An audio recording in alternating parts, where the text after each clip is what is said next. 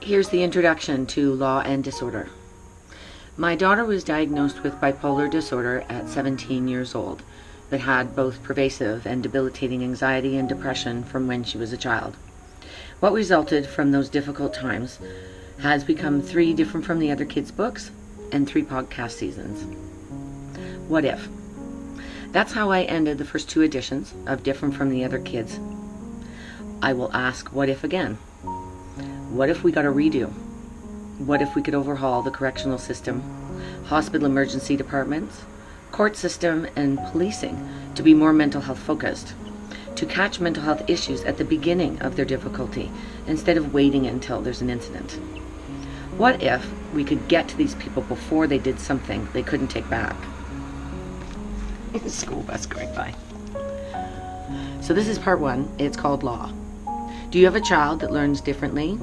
Are you hitting roadblocks when trying to get a psychoeducational assessment done at your child's school, even though the school suggested it? Do you know what your child is entitled to as far as accommodations in school? How do you know what you can realistically expect from an individualized learning education program? So I'm going to go through the points of the introduction, the rest of that part of the introduction, so I don't read the whole thing to you, but you get the general gist of what we're covering. So first paragraph after that is, in 2002, the Supreme Court of Canada ruled that education have an obligation to provide individualized programs for individual needs based on appropriate assessment. So that's the first paragraph of the law part of the introduction. Second paragraph starts with, I'm very pro-teacher. Third, why do we have to rely on the law at times for our kids in school?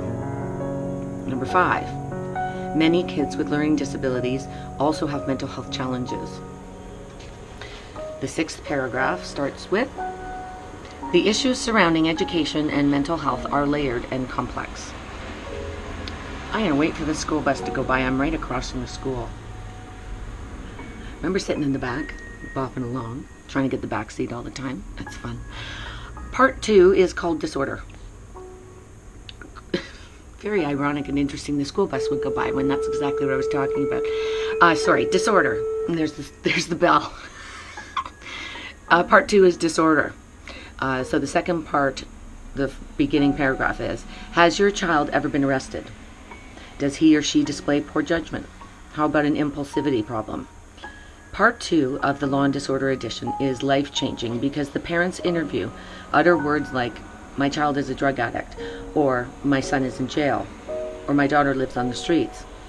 These parents are breaking through stigma, judgment, and embarrassment, even though there's nothing to be embarrassed about, to tell us their stories. So that's the beginning paragraph of the second part of the book called Disorder.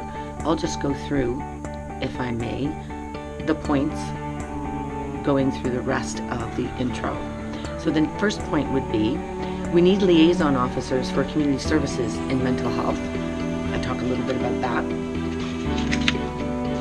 Second paragraph starts with, one of my contributors told me that the best thing that can happen to a kid with mental health issues is to get arrested.